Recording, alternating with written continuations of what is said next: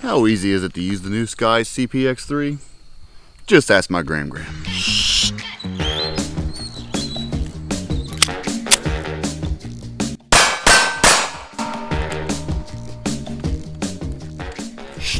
Ouch.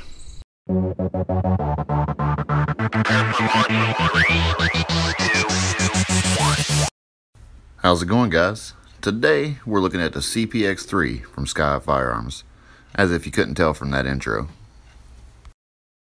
Introduced in early 2019, the CPX3 is SCCY's entry into the 380 market. For something as comparison, let's take a look at the 2 versus the 3. As you can see, the CPX3 looks like a smaller version of the CPX2. So with that being said, let's take a look at the numbers. Both guns feed from a 10-round box magazine. Both are hammer fired with a 9-pound trigger pull. Dimensions wise, they're the same length, 5.7 inches, 5.7 inches, 4 inches tall on both guns. The barrels have 7 landing grooves and have a 1 in 16 twist. The subframe is made of 775 T6 aircraft grade heat treated aluminum.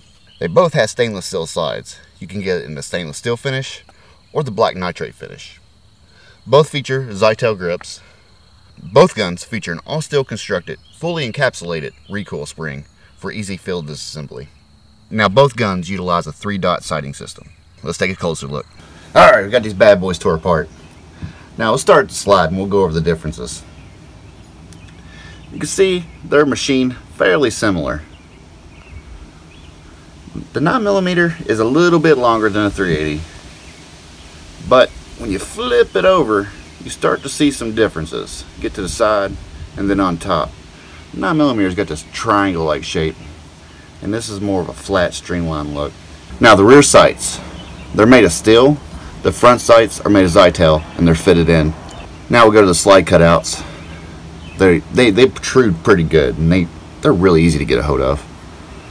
They look a little bit wider on the 9mm than they do at 380. But let's move on. The barrels.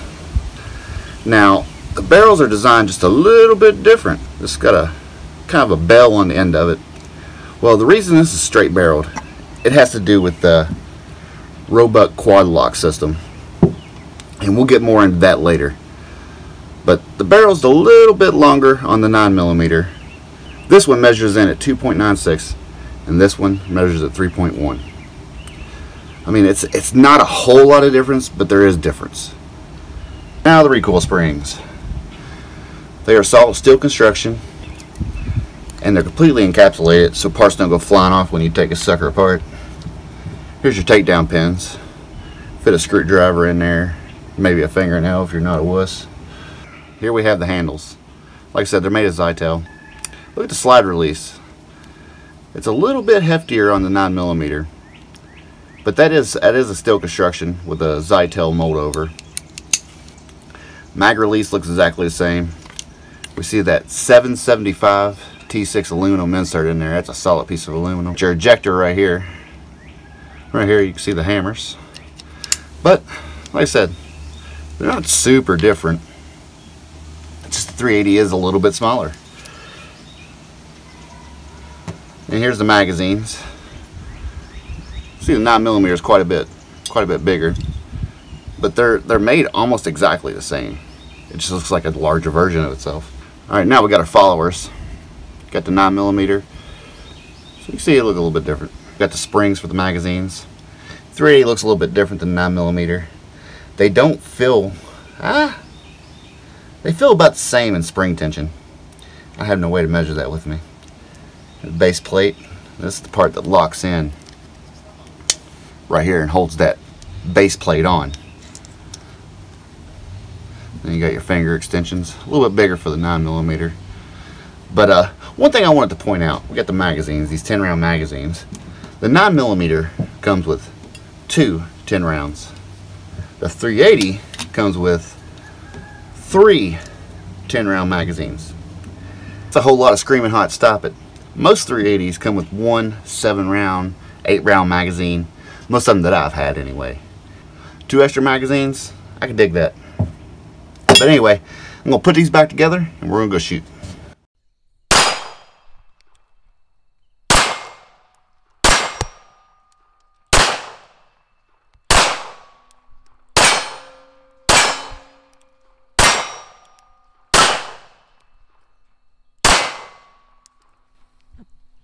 Nice. The last 380 I had, it had an incredible pop to it.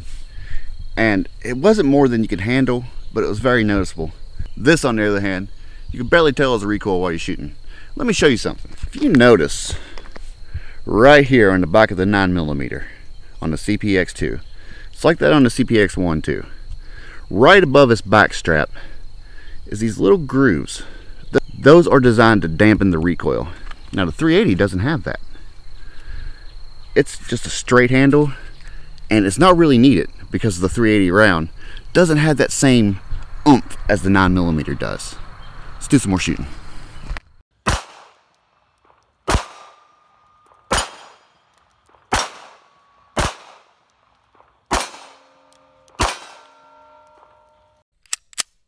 Oh yeah.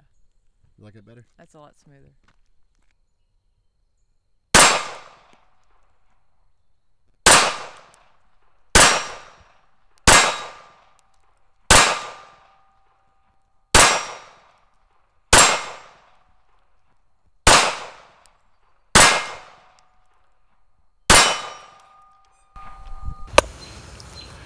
Now fellas, I want you to look at that group she just shot. That is the very first time she has shot this gun. Don't mess with her.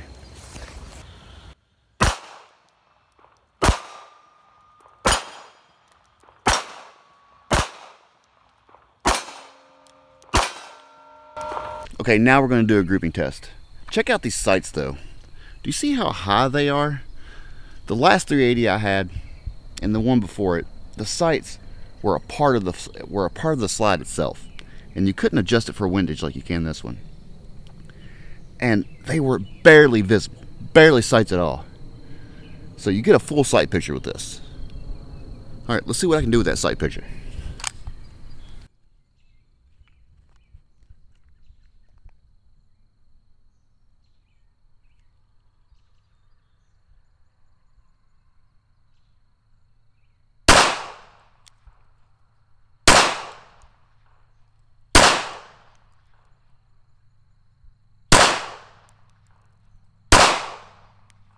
Nice.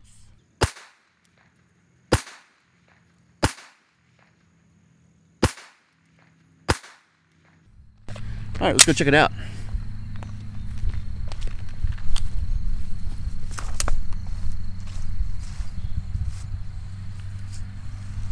Awesome. Now, I didn't completely miss on that last one. I just hit the same hole. So, all of them were in this bullseye. This one was kind of in the 10 ring a little bit, but it was mainly in this bullseye. At bullseye, it's 2 inches this way, 3 inches this way. So we're about 2 inches all around. That's not bad. I want to step back off to 7 yards, and I'm going to do it one-handed and see what kind of group we get. And we're going to go for the head this time.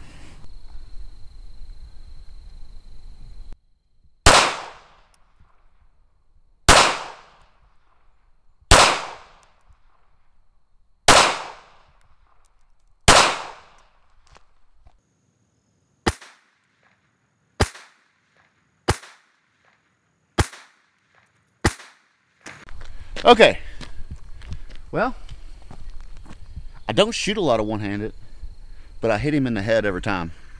Now, the grouping, not the best, but it's going to stop that bad guy. Now, check this out. Man, I want you to reach out and hit that button. Hit the release. See how easy that was? That is really easy to manipulate.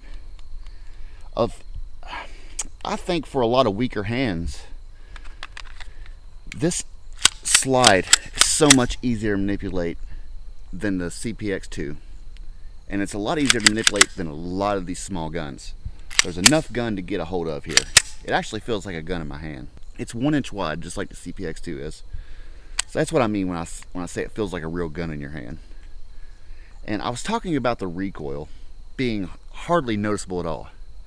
Well, we're going to do a little recoil test. I do this in a lot of my videos, and we're going to compare it to the CPX2 and see how this holds up. Okay, Right here, as a lot of you know, starting here to the long lines is an inch. The little lines in between is a ½ inch. Okay?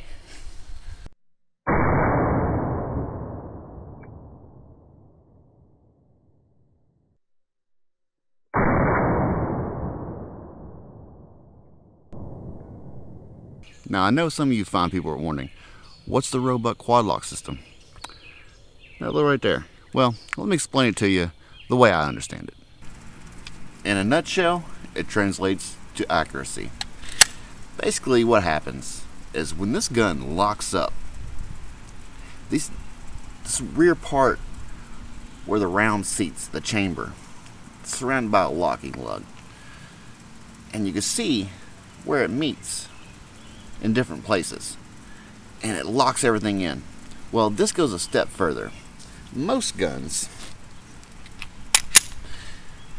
the cutout for the barrel is perfectly round, just like the barrel is. And if you look right here, it's not touching anywhere. And that translates to a little bit of play. So every time it seats, it might not seat exactly the same. Well, the quad lock system has a groove that locks that barrel down in there, and there is no moving it. The way it's designed, it forces it and holds it in place. So the barrel returns to the same point every time. And that's how you get accurate follow-up shots. Almost forgot to say this. The CPX3, according to the manual, is rated for plus P rounds, but they don't recommend you shoot more than 50 at a time. I had a Ruger LCP and you couldn't shoot plus P in that at all. I thought that was something to note. Now, real quick, I want to thank SCCY for sending us both the CPX3 and the CPX2. It's been really fun testing them. I got a few more videos coming out, and we're going to be testing them further. Now, for the CPX3, I'm going to be carrying it for the next 6 months, and I'm going to report back in and let you guys know what I think about it after carrying it and shooting it for the next 6 months. I want to thank SCCY.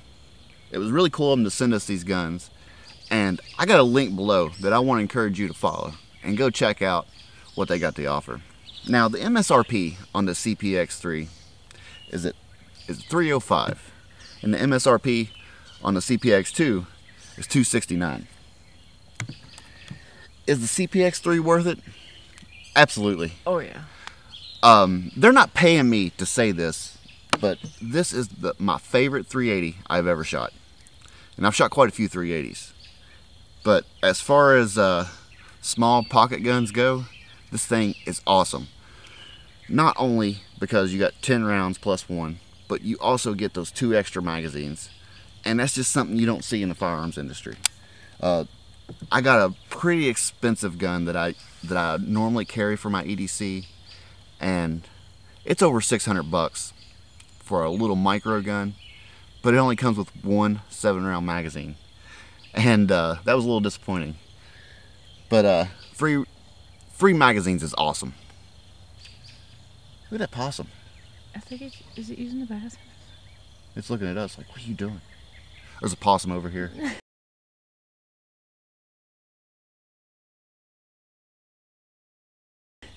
Anyway, like I said, go check out the link below. It really helps out the channel. If you're a 380 fan, and I know a lot of people are, some people denounce them. I've carried them. I'm confident in my shooting, but I've been shooting my entire life. If you're not comfortable with 380, you know, that's your thing. But if you're a 380 fan, I highly recommend the CPX3. But that's going to do it for this video. I hope you enjoyed it. And like I said, check out the link below. And if you want to help out this channel, you can go support us on Patreon. Or a bigger help is liking this video, leaving a comment, and sharing it. And if you do that, that will really, really help out this channel, because YouTube likes to censor gun channels. That's it for this video. Stay safe and keep shooting, America. You didn't even bother to try to talk me out of this. Full beard manly.